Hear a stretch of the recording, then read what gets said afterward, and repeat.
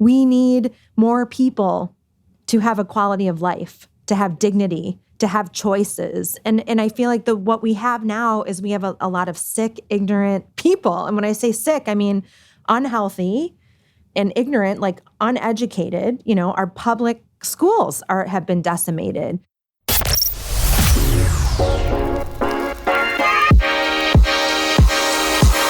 The Phil Bach Podcast.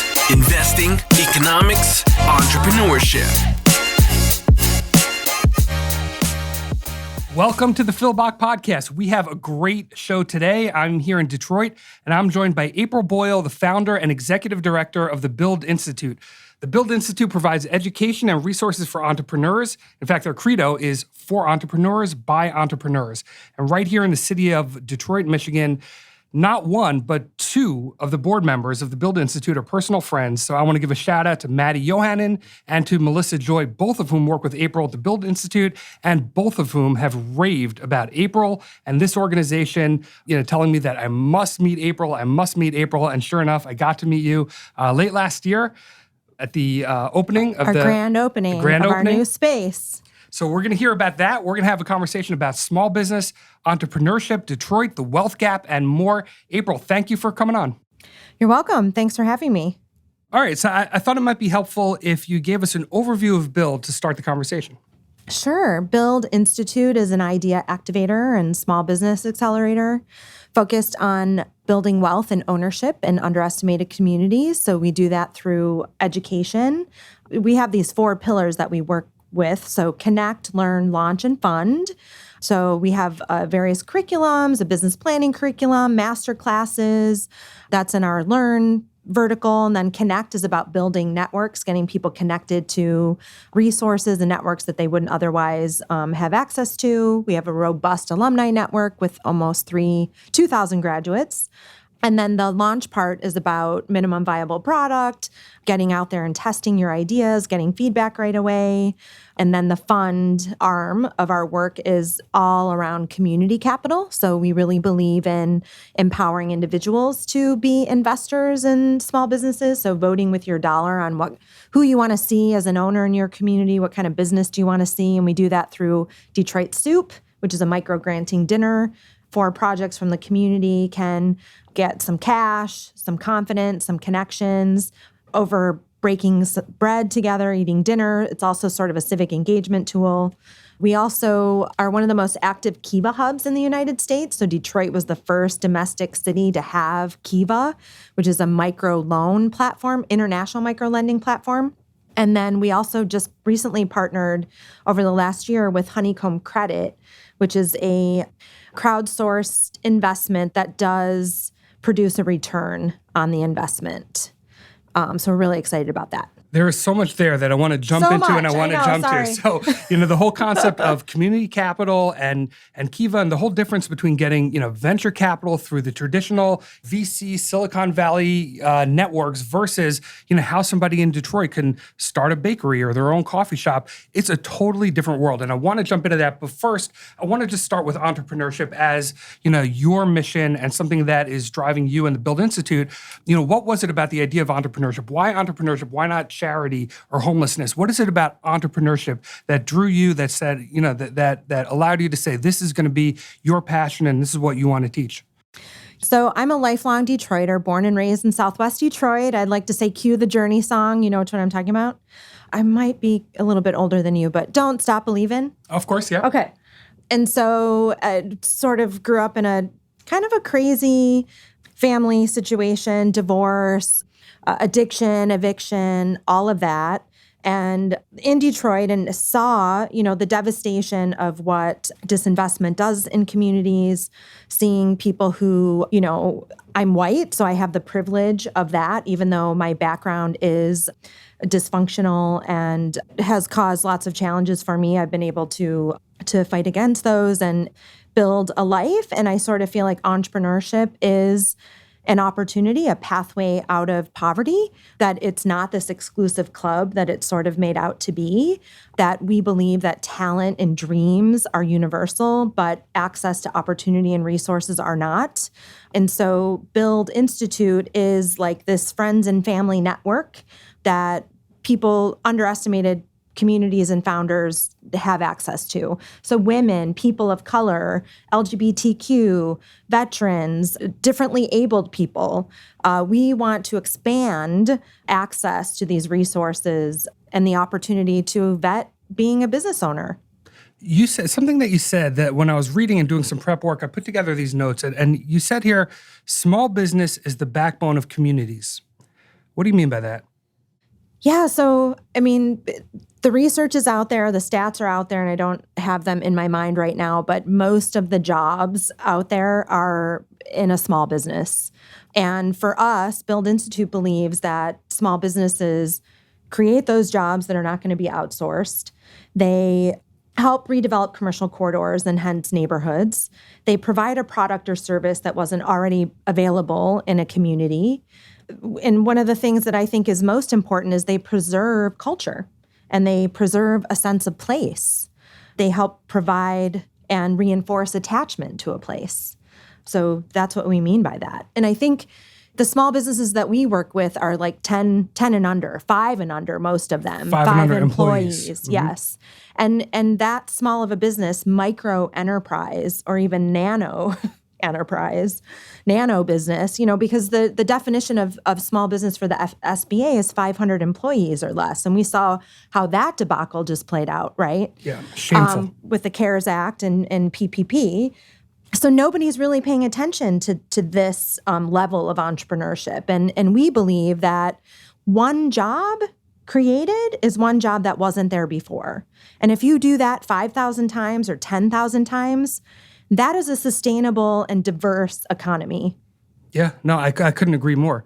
So the profile of the companies that you work with, I mean, are we talking about bakeries and HVAC repair? I mean, what are the types of companies and businesses and services and products that you work with, just, from a high level? Yeah, I have this wonderful build guide. It's a small business directory and it is organized in different sectors. So we have care services, we have clothing and accessory, we have restaurants, we have arts and entertainment, we have consulting. So we have a lot of services. We have events companies, we have food and beverage, we have education, furniture and design, hair and beauty, health and wellness and recreation, home decor, home and construction, multimedia and design, jewelry, nonprofit and social enterprise, personal care. So many, anything and everything under the sun that you can buy can be a small business, right? And we don't have a specific definition around that. We say mom and pop, micro enterprise, social enterprise, brick and mortar, lifestyle, family business, passion business. So hobby business, side hustle. Side hustle, yeah, gigs. I mean, that's everywhere now, right? But if somebody wants to start not a gig economy business where somebody wants to take on employees, and maybe it's just a couple, but somebody wants to build something that has value, that has equity value, that's in their name, that they can own, that they can build into something. I mean, there really is no, in my mind, no greater mission. And contrast that against getting a job. And there's nothing wrong with working hard and having a job for a big company, but you're a cog in the machine. You don't own it. It's not yours. You don't put your personality and your blood, sweat, and tears into it quite the same way. And I think for a lot of the people listening to my show and a lot of the people in my circles and myself as well, we're going through it now. The way you would fund a new company in my circles, and like I said, I'm doing it now for a company that we're starting, is, you go through your network and contact venture capitalists and, you talk about the technology you're implementing and the scalability of it. And you're more and more we're seeing venture capitalists looking to fund companies that have not the chance to reach cash flow positive and to be self-sustaining, but to be wildly successful and to be able to, IPO or to get bought out for hundreds of millions of dollars. And they're willing to fund quite a few on the idea that one or two might succeed and the rest of them won't. But by and large, it's a winning bet. But what about, the profile of your companies, like you talked about? What about a company that, somebody wants to start a local bakery, there is no local bakery, and they love to cook and they have the skills and they want to work hard and build it? I mean, how did they get funding nowadays? And let's say before you came along with Build and before you started, take a prototypical company that you're working with now. What would be that process? How would they go about launching that bakery? Yeah, it's tough, and it is a multi-layered stack of funding. It's not one place. And I can give you a couple different examples of that. And it is only during Build's existence. But before we do that, I'd like to touch on, the venture capital side of things. And I was just on a podcast or a Zoom, a Facebook Live with Emily Hines from Entry Point. And her firm is really trying to broaden and diversify the venture and angel investment community. And, the numbers there are dreadful for women and people of color. 2%, less than 2% of venture capital funding goes to women and people of color. Why is that? Is it because women and people of color are not as smart as the businesses that are being funded? I don't think that's the case, right? I've seen some of these businesses. Is it because they don't have the network? Is it because only the white guys are in charge? It's all of those except for that one thing about the being smart. But like the types of businesses that they're opening or starting are not valued. People don't see the value in them. I was just reading Cranes the other day, and Melissa Butler from the Lip Bar, she had purchase orders from Target and nobody would fund her. Yet many of these tech companies are getting funded on an idea. That is fucked up. And I don't know if I'm allowed to swear on here, but it's completely messed up. I just, it's mind-boggling. And so why is this happening? I see the businesses that we work with who their founders are mostly women and people of color who don't have friends and family money. So as well as I do, most businesses that start, especially the first time, it is from friends and family money, regardless of sector. Also, they're most successful on their second, third, fourth, fifth try, right? Rarely do you hit it out of the park the first time, and you just spoke to that. But the system is not set up to give underestimated founders that same privilege of failing, of pivoting, of getting not easy access. I'm not saying that you have this easy access to money. Obviously, you're working hard to get it. But if you are, an African-American woman from Brightmoor, she is not having the same conversations that you're having. I've had the conversations, and it's taken some work to network to get to it, but I've had doors open for me, and you talk about the opportunity to do it several times. I mean, there are things. Look, I was a very poor public speaker, and I had this fantastic boss. Shout out to Laura Morrison at the New York Stock Exchange, who I got to work for 6 years. And she said, oh, no, you're going to be good at this. You're going to be good at this. Go out. And we used to host these bell ringing events. And I would give a presentation on the trading floor. And the first few were brutal. They were terrible. But she said, no, you're going to be good at this. Keep going. And kept throwing me out. And, I got comfortable. I got good. Now I'd say I'm probably an above average public speaker.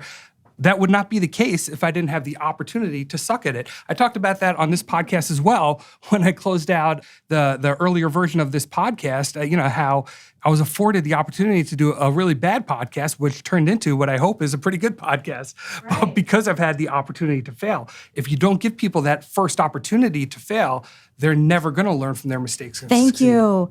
And this is what I keep saying. And, one of the topics that's really been on my mind lately that I'm passionate about, that I'm obsessed with, that I'm pissed off about is the inequities also in philanthropy.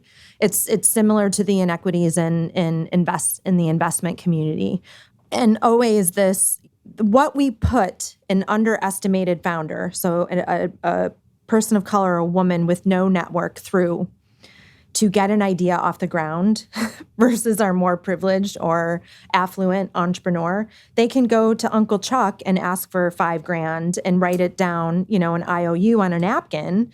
This can happen within 2 seconds to a few weeks, and the money is in the bank, and they're off and running, trying your idea.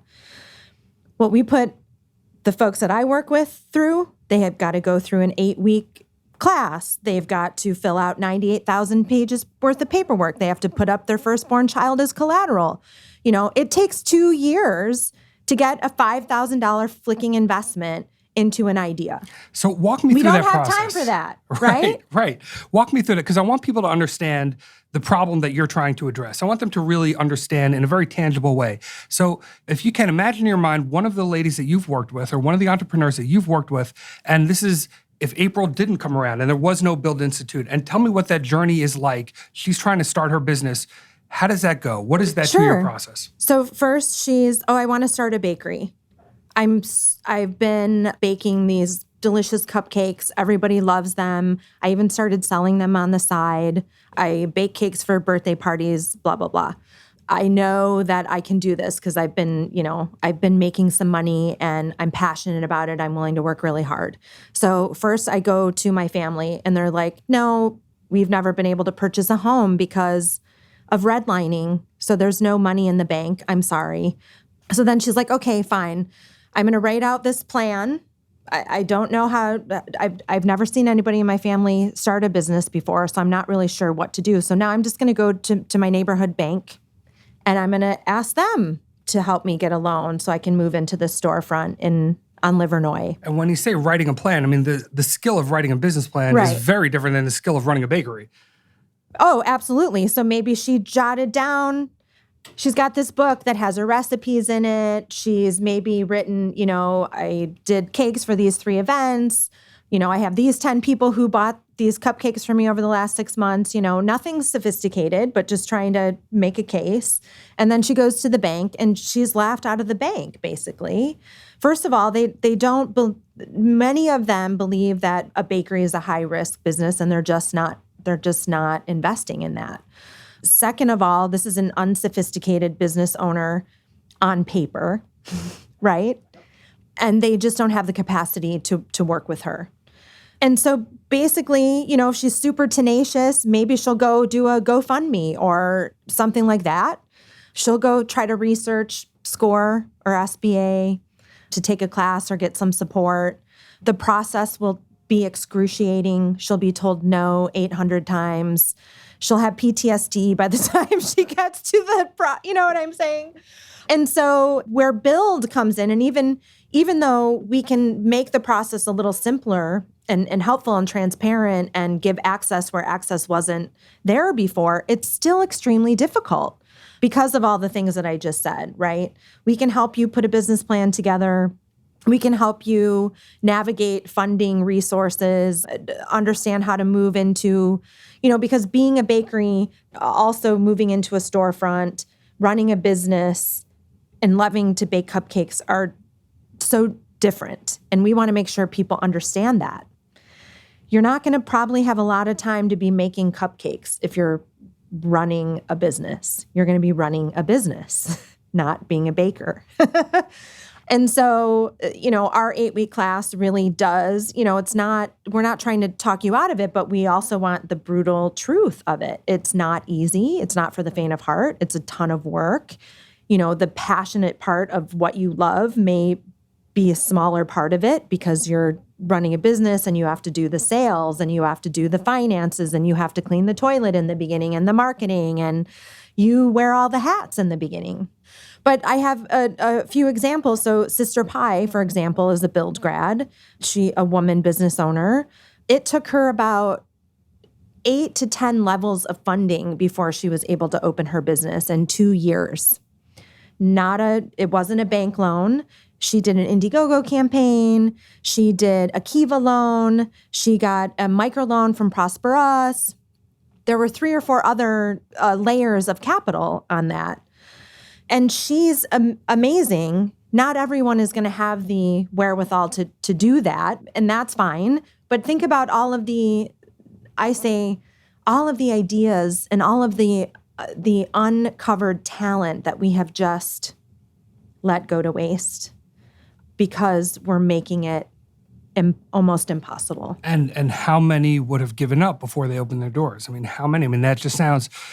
And some people will say, well, then they shouldn't have done it anyway because then they don't have the gumption or they don't have the grit but we don't hold other people to that same standard. Right. And they're different jobs. The persistence of getting through that process and filing for Indiegogo campaigns and Kiva loans, that's very different than doing what you want to be doing. They're running that bakery and making those cupcakes. So yeah, it is a trial and a gauntlet, but it's completely unrelated to the task at hand and to what you're trying to do. So what is even the point of it all? So it's, look, I mean, there's clearly a need for what you're doing, and I have so much respect for what you're doing. So let's jump into that. Let's talk a little bit about, what it is that you are doing and how you're able to, affect that change and ultimately, help these companies launch. Sure. So the bulk of what we do is that 8-week business and project planning class called Build Basics. We launched that in January of 2012. We were part of an organization called D-Hive. I don't know if you remember that. And the whole purpose is that there are so many people with amazing ideas with just no idea how to get started. So people take the class for pretty much 5 different reasons. That thing that I just said, they have an idea, but they have no idea what the next step is or how to get started. They have a hobby business that they've been running on the side and they want to see if they can take it full time. They have an underground business that there's a better word for that. But yeah, they've been running a business pretty successfully underground. They're trying to legitimize it, right? So how do I file an LLC, open a bank account, set up my accounting systems, maybe get an investor, maybe move into a new space. Maybe they have a legitimate business, but they need a time and space to work on writing a business plan or just sort of thinking about pivoting. And then the 5th one was, and this was sort of way back when, but when people were trying to get connected into a community of like-minded people, or they wanted to be part of what was happening in Detroit, that energy. So taking a build class was a way to just kind of dive in. So that's an 8-week class. The basics of starting and running a business. It's not everything you need to know, but it's a really great foundation. And then it gives you some knowledge and some language, and then also some next best steps. So we're part of an ecosystem in Detroit. There's a couple hundred entrepreneurial service organizations or business support organizations in Southeast Michigan. We work with them and are friendly with most of them. So we can, if there's something that we can't handle or don't have the expertise, we can easily hand you off to them. We bring in speakers, subject matter experts in marketing, in finance, in legal, and one more that I can't remember. Accounting? Yes. Funding, accounting, yes. So we're helping. There's a lot of distrust in this community, a lot of broken promises over the years, a lot of institutional racism, bias, et cetera. So bringing in a banker early on to help build those relationships, to show that bankers are people too. They really want to be on your team as a small business. They want to support you through the process. You need to be building relationship with your bank before you need the money. So that's the bulk of what we do. And then from there, we started adding programming. Then it was about building an alumni network. So then we did happy hours, and now there's a lot of B2B happening within that network. Peer mentorship is happening there.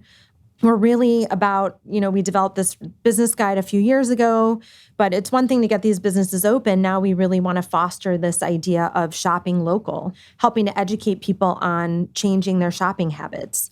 And I think this has been a really interesting, this will be an interesting time, this COVID-19 time, because there was a run on the monopolies and the online virtual shopping options, because that's all we could do for a few minutes. But I think people will see the damage that could cause, if that's going to be a permanent change in our behavior, the damage to our cities, to our neighborhoods.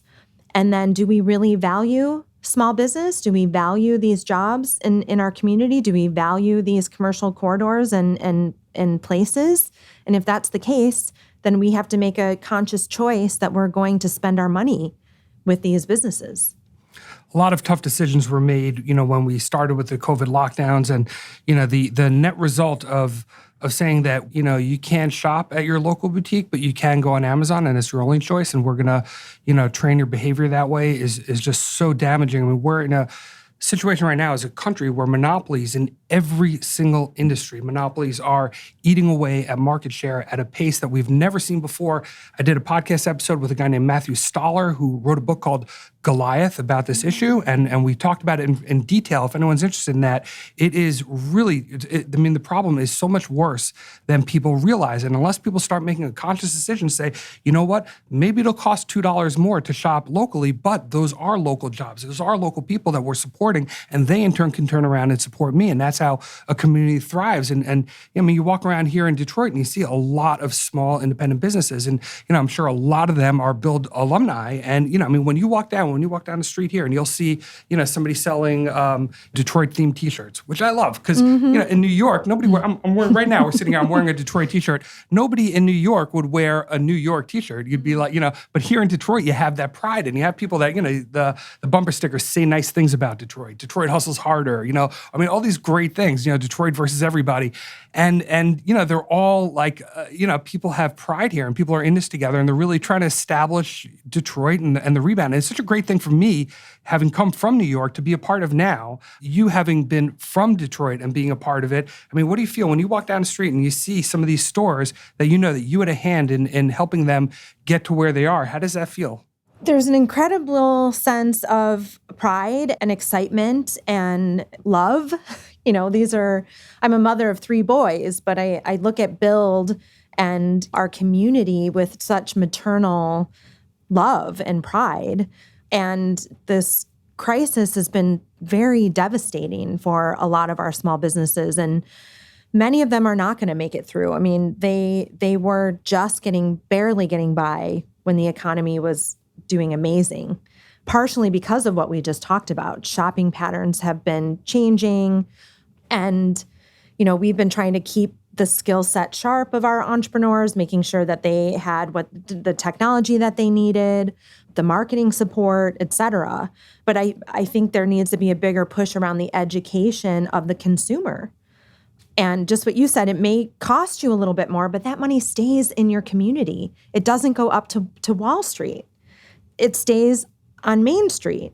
And so you can be thinking about that as an investment in people and in community, where now all of the money is being siphoned off to the top 40, 100 people who are pocketing the money. The vast majority of the recovery money has gone to the Treasury and spent by the Fed and with asset managers on their behalf to prop up financial markets where the financial assets are owned by the wealthiest people in the country. Right. The PPP loan program for small businesses went to the banks. The banks facilitated it. So those companies that had the best relationship with the banks got more than their share from the banks. So the largest clients that could qualify as a small business that were clients of JP Morgan and Wells Fargo and on and on and on. Those are the people that got the disproportionate amount of PPP. And the cupcake lady in Detroit that we've been talking about was the last person on the list. Last person. There's no access.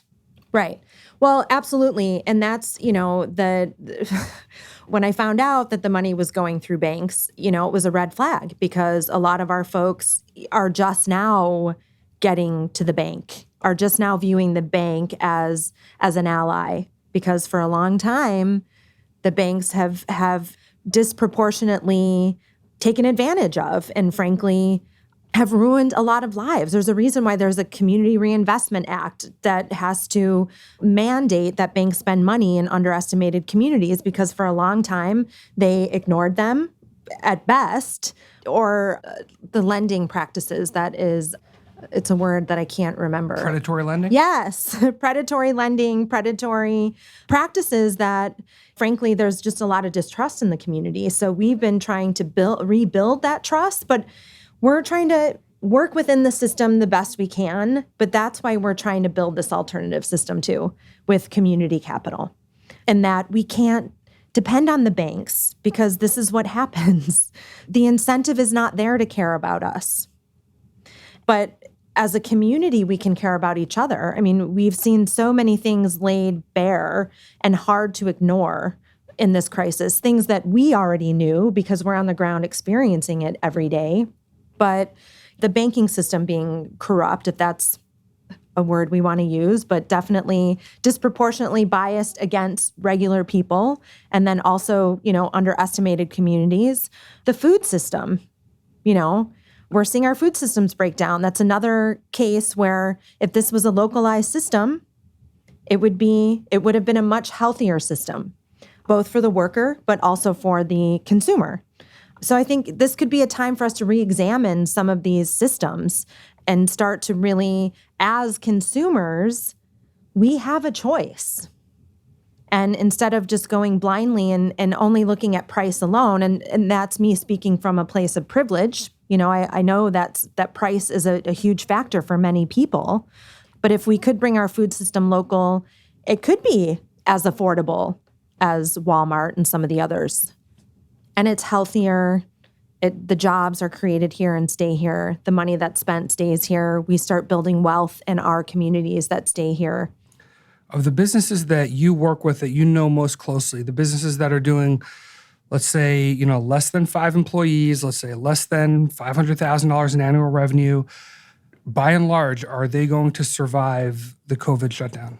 So some of them have done an amazing job pivoting.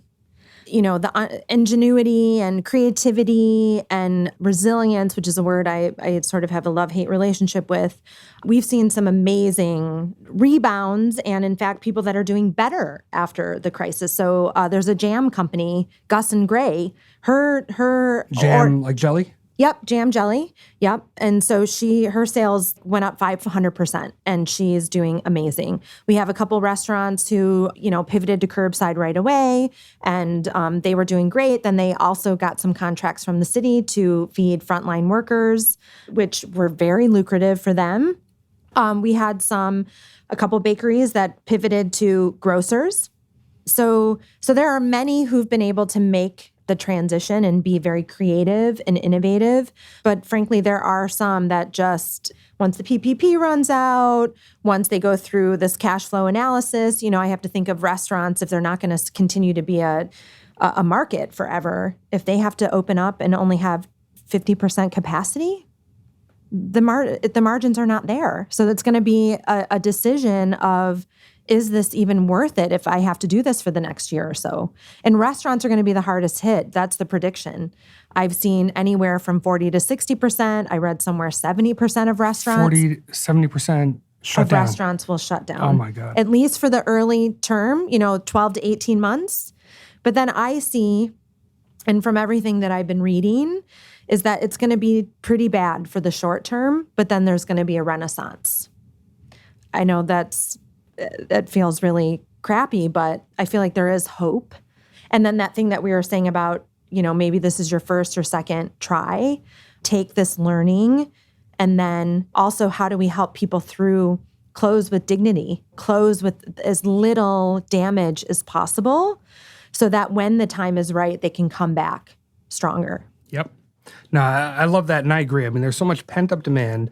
I mean, I don't know about you, but I am itching to go and travel and see people and give hugs and do all those things that we haven't been able to do. Yes. Plus, by the way, all that money, from the Fed and the Treasury and all that government money, it will trickle down at some point, and there will be, I think potentially, even inflation, which won't be good, but there will be an opening up of the economy in an optimistic way. I mean, every time through the years, there's been war, famine. When you come out of it, you have this big renaissance and all these great ideas and creativity and enthusiasm and optimism.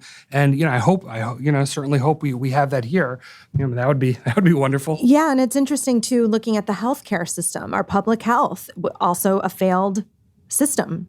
And if we had a public option, if we had universal health care, that would also free up innovation and entrepreneurship. How many people are stuck in jobs they hate because of their health care plan?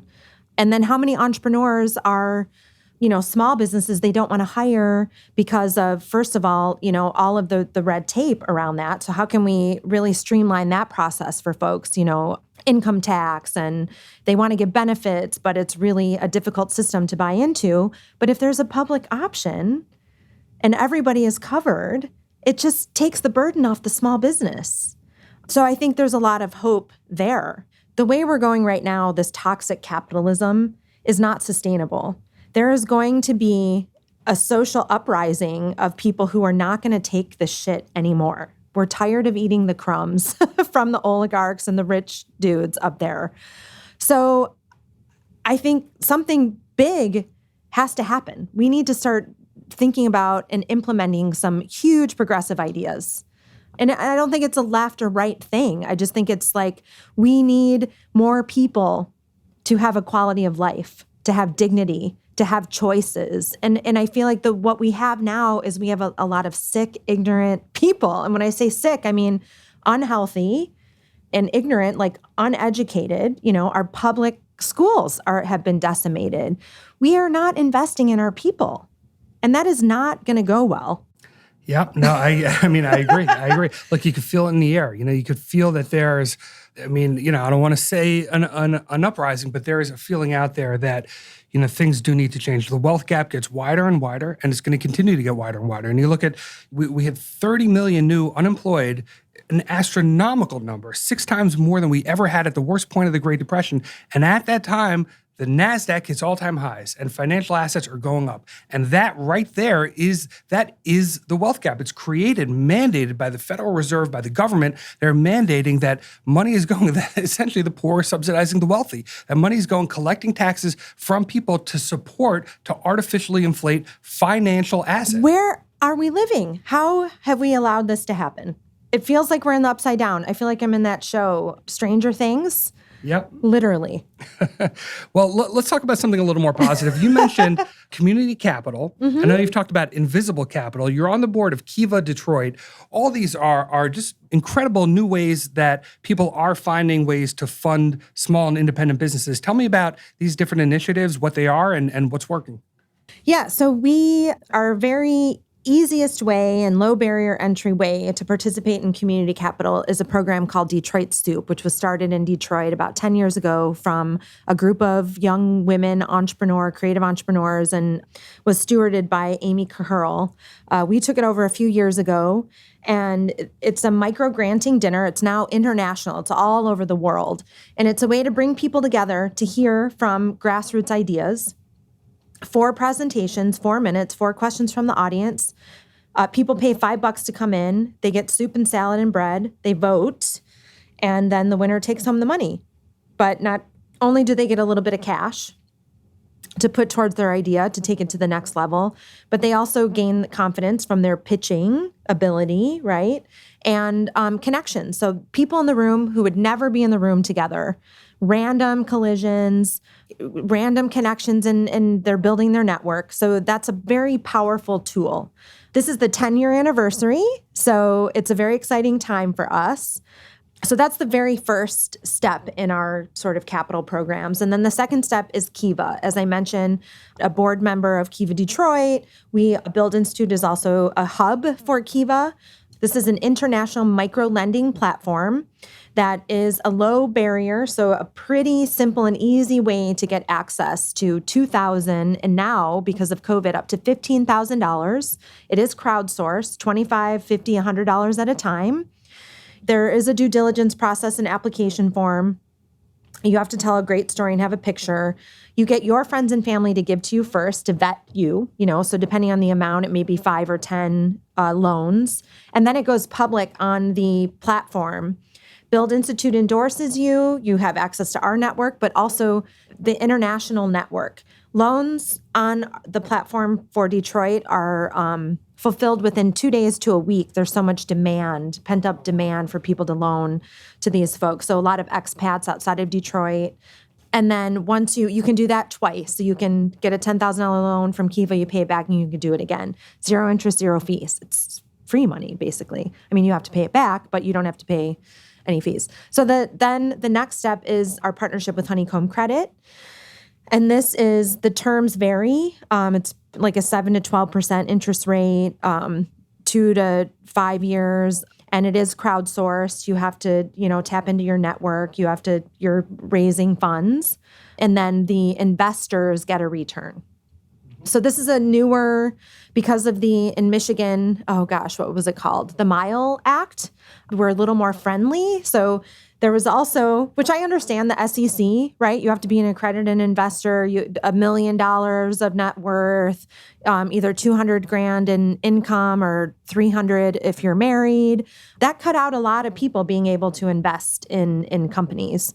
So now some of that has been rolled back, or they've made it easier.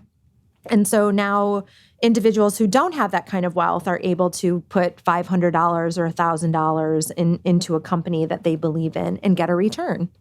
So there's still a lot of education that has to happen around this. Honeycomb Credit has been in Detroit a little less than a year. We had 2 or 3 Detroit loans funded on that platform.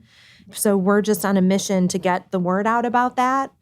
to show that we need different systems. We need people to start investing their money this way. And you got to think creatively and create. I mean, look, if the capital markets and the markets that I'm involved in, if they're not funding these type of businesses, then we have to find a grassroots way of doing it. I mean, here's a stat that I found on your website, on the Build Institute website. Okay. For every dollar invested, it's created $23.65 in wages and $39.33 in profit. That's astounding. So you think about, if I give $1 in charity, then I get $1's worth of charity that's given, which is great. But if I give $1 to build a business, then people are creating a machine that becomes self-sustenant, that can then employ people, and there's a compounding effect that's the commercial incredible. corridor redevelopment, the neighborhoods. It's much more than just the jobs and the wages. That's really important. But as a creative entrepreneur, social economic justice warrior here, those other things are just as important to me. And one of the things that has also been very mind-boggling, I love what you said, you give $1 to charity, you get $1 of feeling good about it. And the thing that has just been such a conundrum to me is people will throw tons of money at an art installation in a storefront and not think anything of it. It's there for a few weeks, then it's gone. But they won't do that for a small business to give a try. There's some kind of mental block there, and I don't know what it is. It's like, oh, give $500 to this, we're going to do a mural in this storefront. Oh, great. But give $500 for this small business to start an idea, and people have such a problem with it. So, and even foundations have only recently been making the transition to economic development and supporting organizations that support for-profit companies. There's just been, for the longest time, it was basic needs and arts and education, meaning traditional education like, higher ed. That's putting a Band-Aid on things. We're not teaching a woman to fish. We're not empowering people and dismantling systems. It took us a long time to get where we are. It's going to take us a long time to get out. It's certainly going to take us a long time to get out if we're only given peanuts. If foundations and donor-advised funds are only mandated to give 5% of their coffers, Detroit has one of the biggest footprints of philanthropy in the country, and we still have some of the biggest problems that have not been solved. Why is that? Majority people of color community, largest municipal bankruptcy in the country. Our education system is shit. We have no public transit. Why have we not solved these problems in Detroit? There are billions of dollars sitting in donor-advised funds and foundations. When you look back at the entrepreneurs that you've worked with, do you have a favorite entrepreneur or a favorite business? That's like asking who's your favorite child. So in my home, I say to my kids, they're my favorites at different times. We have some amazing small businesses, though, so I can just tell you about a few that I love. I wouldn't say they're a favorite. So even starting in our community where our headquarters is in Corktown, some beautiful businesses. So Metaphysica, which is a massage and apothecary. Mama Coos Boutique. She's resale and gift shop with a lot of Hispanic and flavor in there. And then we have Farmer's Hand and Folk, African-American owner, delicious farm-to-table food. George Gregory, a men's boutique. So I just named a few in our little neighborhood. And then Detroit is the New Black, beautiful brand, downtown, good cakes and bakes on Livernois, Catarche Textiles, Detroit Fiber Works. If I'm heading into the Midtown area here, I'm looking at Cooking with Q, Yum Village Restaurant. Looking on the east side, Sister Pie. Amazing, creative, unique places. These are places that define the character of the city now. Amen. And they wouldn't have been there. Yes. And the difference between going to a city, going to a downtown where you see a CVS and a TGIF and, Right. you see A these chain stores, Starbucks. a Starbucks versus, here we have, speaking of Matty Yohannan, he's got the roasting plant here, which is Roasting the plant, yep. greatest coffee shop I've been to. I love it. So, having that local flavor is so important to, creating a culture of a city, and it all feeds off itself. It all compounds, and, the employees become employers, and it builds, and people have something lasting that's, that has real value and has equity value. So I just think it's amazing what you're doing. I like to ask this question of every guest, which is, tell me about an obstacle that you've had either in your personal life or your career that you either found a way to work around or that you persisted through. Yeah, I gave you a little bit of my background, being born in Southwest Detroit to a teenage mother and a Vietnam vet father with a lot of tumult and addiction, eviction, divorce, all of that, and moving a lot. I went to 20 different schools growing up. And in Detroit, where I was the only white girl in my class, which was actually kind of an amazing experience for me. But all of that has taught me I've been able to get along with people, be able to talk to anybody, the word resilience, grit. So that's one thing. But I also want to mention this, being a mother of 3 boys and an entrepreneur and trying to be. And also, I look young. I'm not that young. So I'm 40. I'll be 47 this summer. And now that my grays are coming in because I haven't been able to get to the salon, but I think I look younger than I am. And so being taken seriously, and then also as a woman in this field in entrepreneurship and financial empowerment has been a bit of a challenge. And also as a mother, balancing, choosing to put my family first and being the face and the founder of this organization has been challenging. I don't have a wife at home taking care of things. I have a wonderful husband at home who is amazing, but that has been a challenge. So it'll be interesting also to see how this has really shaken up the nature of work, and can we move forward with a little more balance? Yeah. That's a struggle. I mean, that goes, there's nothing that bothers me more when people say, because you see this sometimes, people say, oh, big lie that entrepreneurship, you can't be a founder or an entrepreneur and still make time for your family and still do all these other things. It's a lie. Yeah, you can, but it comes at a cost. You can't do this without sacrificing, without a cost. And some of that cost is going to be giving time and attention to my children who I love or to other responsibilities and other things. There's no way there's only 24 hours in a day and there's only 7 days a week. And if everyone knows if you want to start a company, it's going to take everything you have. It's going to be harder than you thought. It's going to take longer than you thought. But the other side of it, and I think one of the, uncomfortable truths of it is that it also will cost real sacrifices, including sacrifices with, the people you love and the other things that you want to do. But April, I mean, you look at what you've done, and you've graduated over 1,500 aspiring. We're at 2,000 now. 2,000 aspiring entrepreneurs, 73% low to moderate income, 83% of them female, 63% people of color. I mean, you talk about 2% of the VC capital going to minorities. I mean, this is really an incredible thing. So thank you so much for joining me. Where can future entrepreneurs learn about working with Build, and where can other people learn about how to support Build and your mission?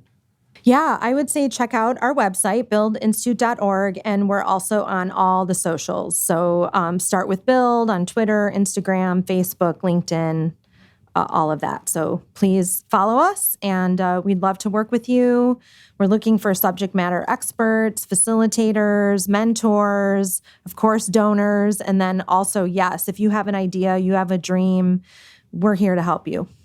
Thank you so much for joining me. I tip my hat to everything you're doing. It is so important. It is impactful. I'm inspired right now. So thank you. Thank you to the audience for giving us your time and attention, and we'll be back with a new show next week. Thank you for listening to the Phil Bach Podcast. If you enjoyed the show, please take a moment to drop a review. This show was published for entertainment purposes only and is not investment advice. Please contact a licensed professional before making any investments. Some of the securities discussed on the show may be owned by its participants. Opinions expressed on the show may not reflect those of their employers. Stay hungry and stay foolish.